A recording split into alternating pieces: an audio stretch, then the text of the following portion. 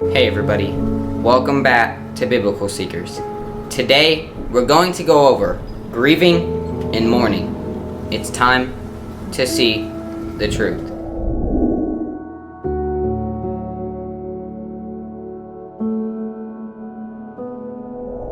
Okay, let's get started. You see, death is a part of life, and saying goodbye is never easy, and it can be even more difficult if you are uncertain about their salvation. But even during a time of sadness and grief, we must stand strong in the faith and know that God is always good. But let's go over a few scriptures in the Bible. Let's begin at John chapter 11, verses 32 through 35. Then, when Mary was come where Jesus was and saw him, she fell down at his feet, saying unto him, Lord, if thou hadst been here, my brother had not died. When Jesus therefore saw her weeping, and the Jews also weeping which came with her, he groaned in the spirit, and was troubled, and said, Where have ye laid him? They said unto him, Lord, come and see. Jesus wept. So here we can see that Mary is crying because her brother has died.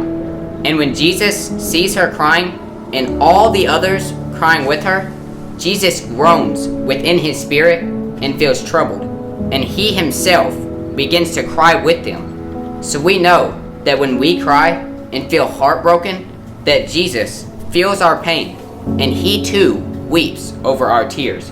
Which brings me to my next verse, in Psalms chapter 34, verse 18. The Lord is nigh unto them that are of a broken heart, and saveth such as be of a contrite spirit. So the Lord is near those who are heartbroken. And when our heart is broken, we must turn to our Maker, who has all power and authority to heal our brokenness within our heart. And Joseph also dealt with mourning and sadness when his father died. We can see this in Genesis chapter 50, verse 1. And Joseph fell upon his father's face, and wept upon him, and kissed him. And if you keep reading, Joseph mourned for his father for 70 days, plus 7 more days when they arrived at the borders of Canaan to bury his father. And those who witnessed this in Canaan described it as a grievous mourning. But as we know, God will comfort those who mourn. Let's take a look at Matthew chapter 5, verse 4. Blessed are they that mourn, for they shall be comforted. You see, it is God who comforts us in our tribulation, that we may also comfort others in their time of need, as we can see in 2 Corinthians chapter 1, verses 3 through 4.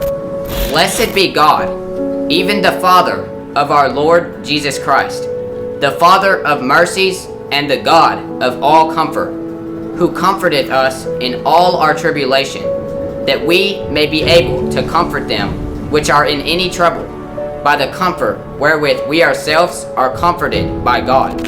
And here was a very interesting quote I wanted to share. The great Protestant reformer Martin Luther lost a son. His wife Katie shouted at him, Where was God when our son died? Martin replied, The same place he was when his son died. He was there watching and weeping. What a powerful response. But soon enough, we will not have to deal with death nor sorrow anymore. What a delight when God himself shall wipe the tears from our face, as we can see in Revelation chapter 21, verse 4. And God shall wipe away all tears from their eyes, and there shall be no more death, neither sorrow nor crying, neither shall there be any more pain, for the former things are passed away. This verse can bring us much comfort, especially if you are dealing with death or crying or sorrow. When we are feeling weak, we must turn to the one who gives us strength and set our eyes upon Jesus and his kingdom to come. Stand strong and never lose the faith. And though I walk through the valley of the shadow of death, I will fear no evil, for God is with me. His rod and his staff, they comfort me.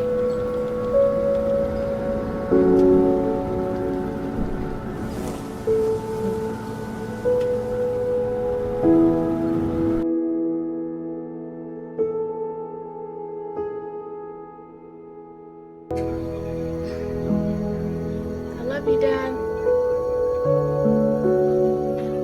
Love you, Dad.